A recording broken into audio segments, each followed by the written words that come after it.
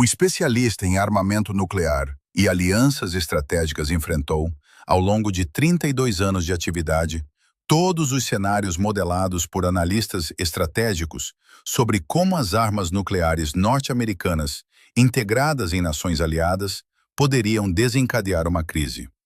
Entre as simulações constavam a captura por forças russas, a apreensão por organizações terroristas, a detonação acidental e o colapso do governo do Estado hospedeiro.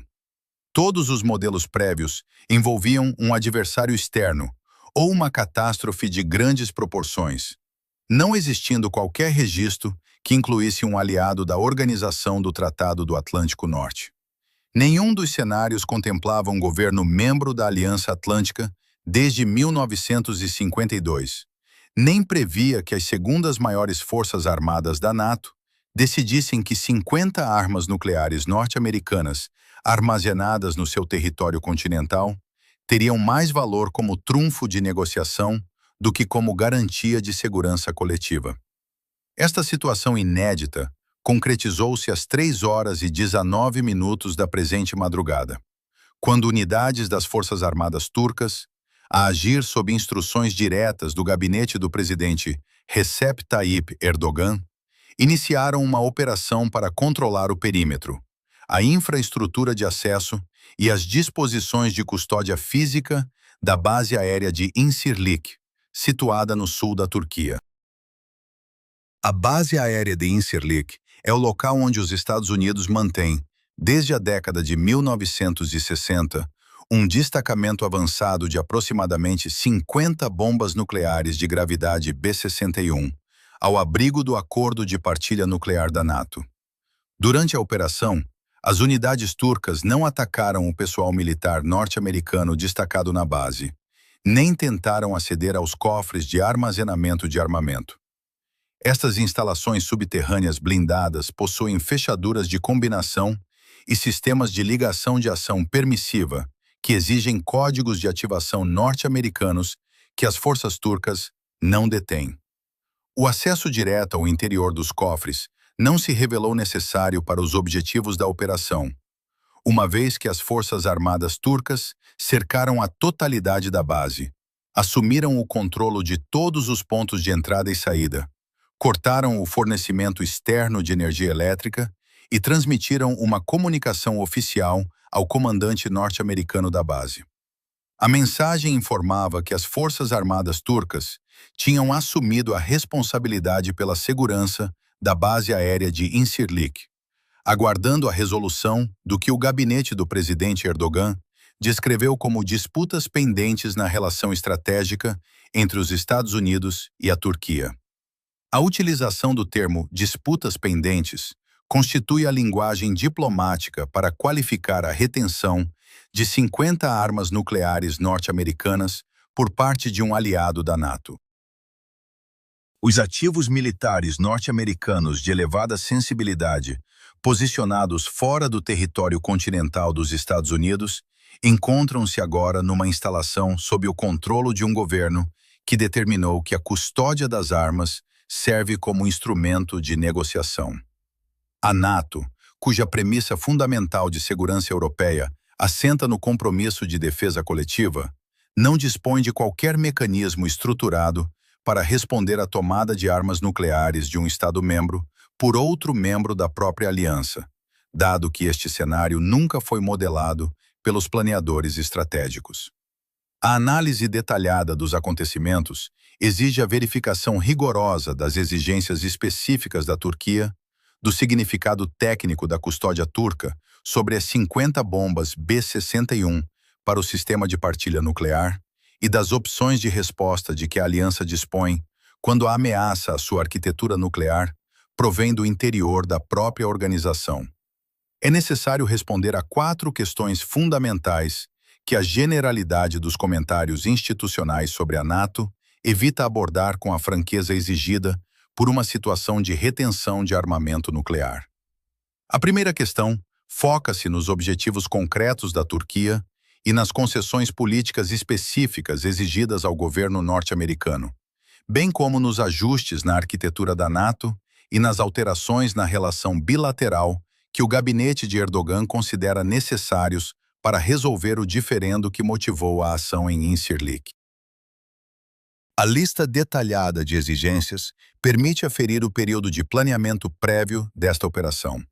A segunda questão analisa o impacto da custódia turca no estado físico das bombas B-61, detalhando o funcionamento dos controlos de ação permissiva, dos dispositivos de detecção ambiental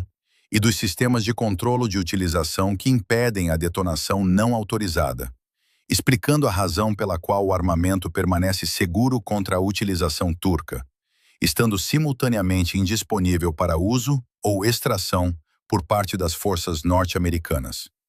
A terceira questão aborda as opções reais de resposta da NATO através da análise de cada mecanismo que a aliança possui para reagir a atos de um Estado-membro que violem as obrigações do tratado, evidenciando os motivos pelos quais cada instrumento se revela demorado, destrutivo para a coesão interna ou excessivamente dependente da cooperação da própria Turquia para demonstrar eficácia contra um governo que já contabilizou estas limitações na sua estratégia. A quarta questão examina o que a apreensão em Incirlik revela sobre a fragmentação interna da NATO e de que forma a combinação entre a ação turca, a perda de custódia nuclear norte-americana e a paralisia institucional da aliança afeta a capacidade de funcionamento da Organização de Defesa Coletiva sob a pressão estratégica gerada pelo presente conflito. As conclusões desta análise descrevem uma crise cujas implicações para os compromissos nucleares norte-americanos na Europa ultrapassam o destino das 50 armas fixadas em solo turco. Se procura uma análise que trate a retenção de armas nucleares por um aliado com a gravidade que as premissas da Aliança Atlântica exigem, subscreva o canal agora para acompanhar as próximas reportagens em vídeo. O entendimento dos fatores que motivaram a ação na base aérea de Incirlik exige a análise detalhada das exigências transmitidas pela Turquia através dos canais diplomáticos nas horas subsequentes à operação militar. A especificidade e o nível de pormenor dos documentos apresentados pelo gabinete do presidente Recep Tayyip Erdogan indicam que estas exigências foram redigidas antes da execução do cerco à base, tendo a retenção das 50 armas nucleares norte-americanas sido planeada para garantir a máxima capacidade de pressão política sobre o governo de Washington. A plataforma de exigências do governo de Ankara está estruturada em 4 pontos fundamentais que visam alterar profundamente as relações bilaterais e a posição estratégica da Turquia na região. A primeira exigência foca-se na inversão completa da política dos Estados Unidos em relação às forças curdas na Síria. A principal divergência na relação entre Ankara e Washington tem sido o apoio militar, logístico e de treino fornecido pelas administrações norte-americanas às forças democráticas sírias e à sua componente curda, as Unidades de Proteção Popular, conhecidas pela sigla YPG.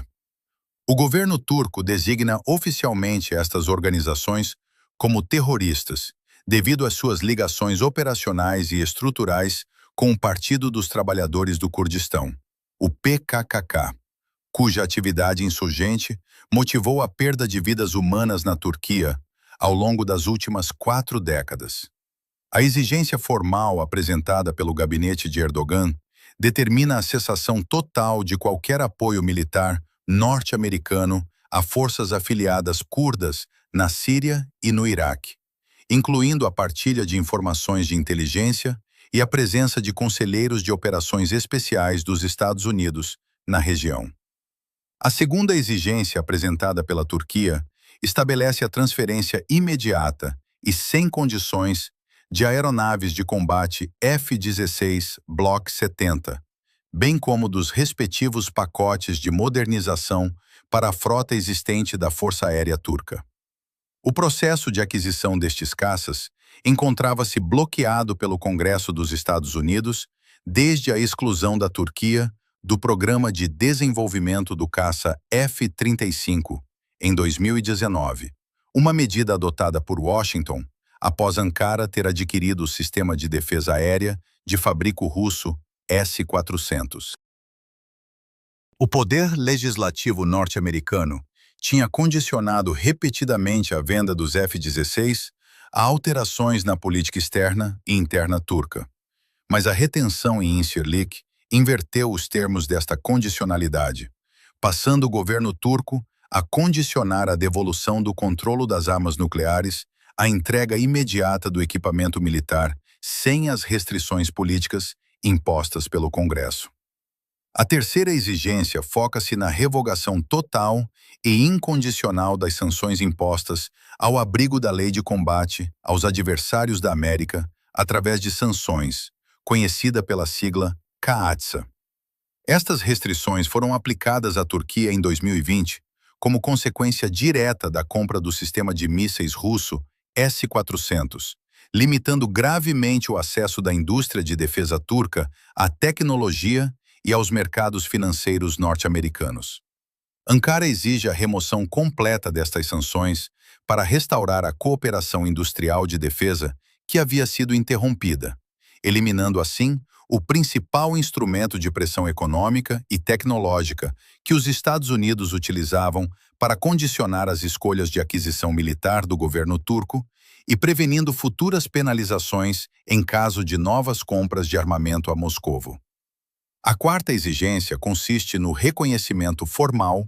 através de um acordo quadro bilateral, da liderança regional da Turquia no Mediterrâneo Oriental, no Mar Negro e na região do Cáucaso. O governo turco procura obter um documento oficial em que os Estados Unidos reconheçam a existência de uma esfera de influência turca, cujas fronteiras geográficas e políticas deverão ser respeitadas pelas iniciativas diplomáticas e militares norte-americanas. Esta exigência reflete um planeamento estratégico de longo prazo, baseado na premissa de que a capacidade de gestão de alianças e os recursos dos Estados Unidos se encontram num período de elevada restrição. A combinação destas quatro exigências confirma que a operação em Incirlik não constituiu uma reação intempestiva, mas sim a execução coordenada de um plano estruturado para reposicionar a Turquia perante a liderança de Washington. No plano técnico e de segurança das 50 bombas de gravidade B-61, a arquitetura de proteção do armamento nuclear da NATO assegura que estes dispositivos permanecem inoperáveis sob a custódia das forças turcas.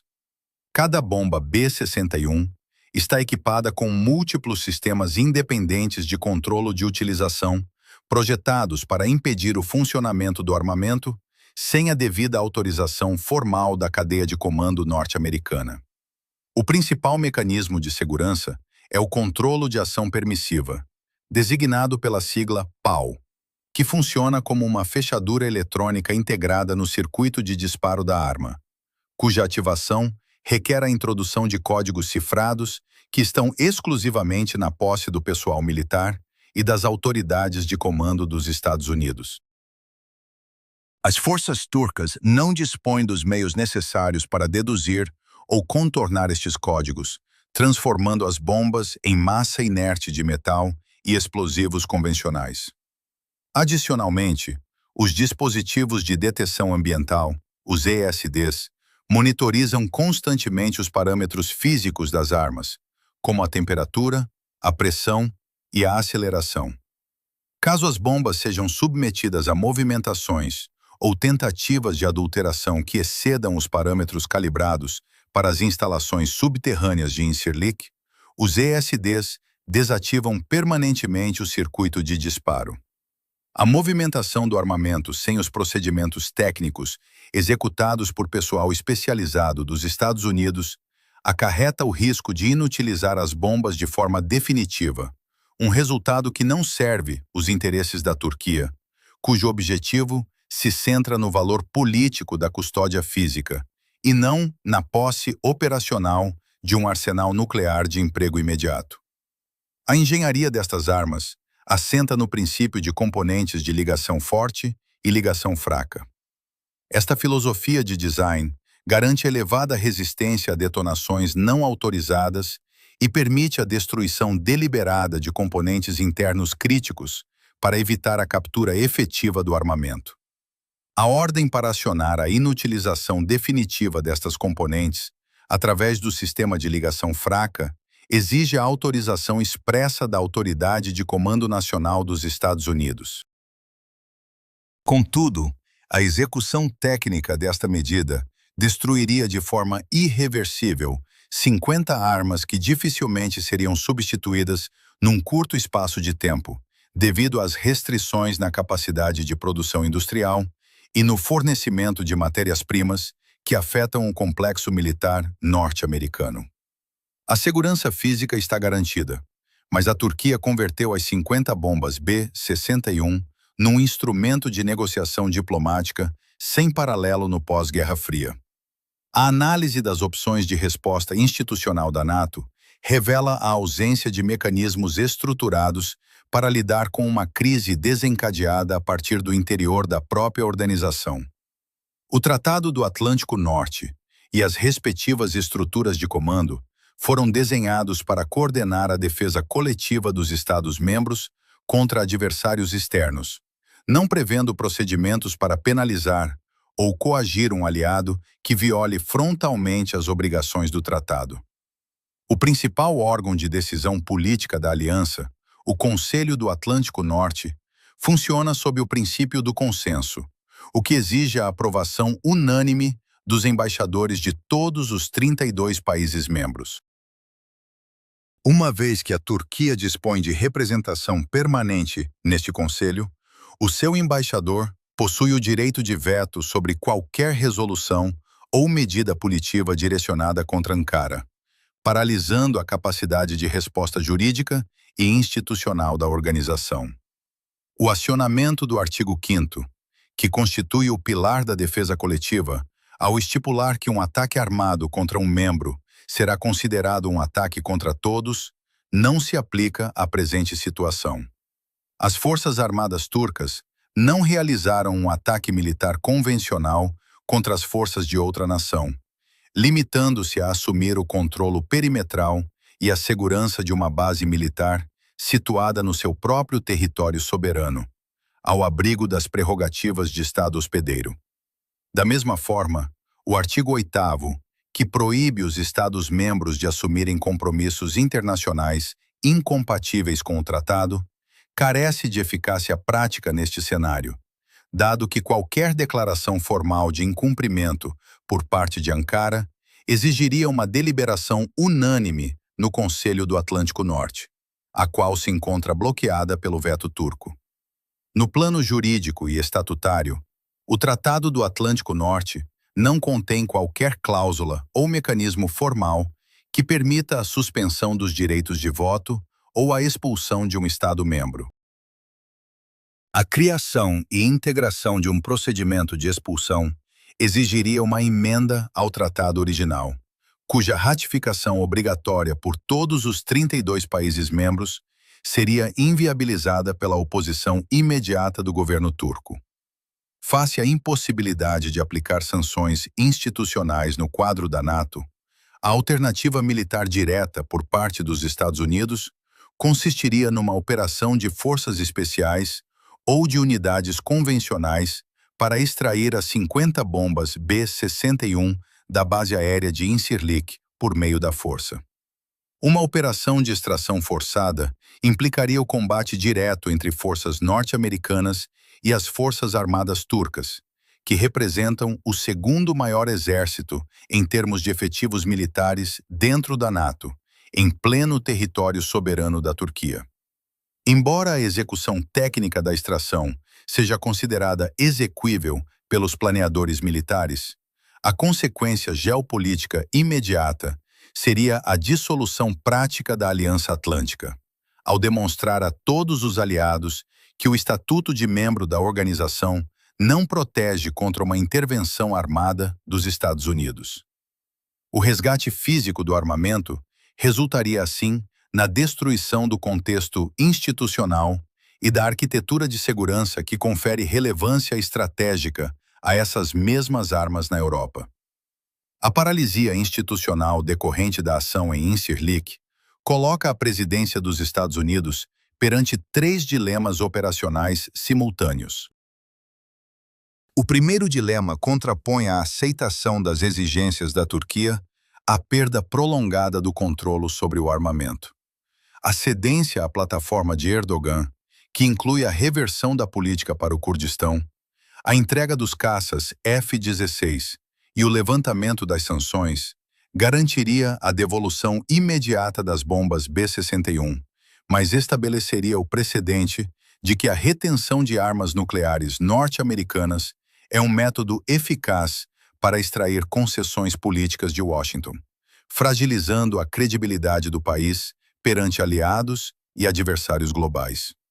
Em contrapartida, a recusa das exigências preserva o princípio da não concessão sob chantagem, mas abandona 50 armas nucleares numa instalação isolada por tempo indeterminado. O segundo dilema reside na escolha entre a intervenção militar de extração e a aceitação da perda permanente dos ativos. A opção pela força destrói a coesão da NATO, enquanto a aceitação da guarda turca prolongada valida uma situação de risco de segurança nuclear contínuo, mantendo armas estratégicas norte-americanas sob o controle físico de um governo que adota uma política externa crescentemente autônoma e desalinhada. O terceiro dilema envolve a decisão de ordenar a destruição interna do armamento através do sistema de ligação fraca, o que neutralizaria o valor de negociação que a Turquia detém,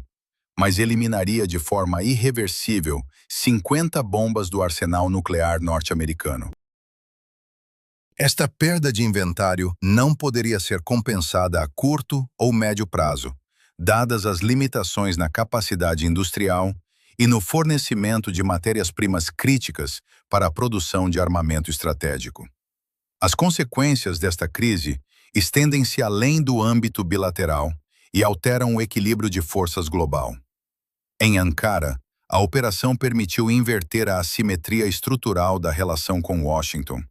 utilizando a dependência geográfica dos Estados Unidos em relação ao território turco, ao controlo do Mar Negro e dos estreitos do Bósforo, para anular a dependência que a Turquia historicamente mantinha face às garantias de segurança ocidentais.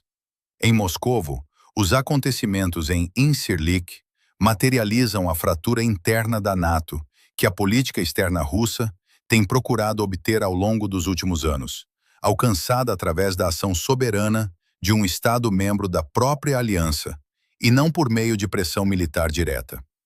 Em Pequim, o cenário em solo turco fornece dados estratégicos cruciais para o planeamento relativo a uma potencial contingência em Taiwan. A demonstração de que a arquitetura de segurança dos Estados Unidos é vulnerável à retenção física de ativos por parte do governo que deveria proteger, e a evidência de paralisia institucional na NATO afetam a percepção da fiabilidade dos compromissos de defesa norte-americanos sob condições de máxima pressão geopolítica. Nas restantes capitais da NATO, como Londres, Paris, Berlim, Varsóvia, Vilnius, Tallinn e Riga,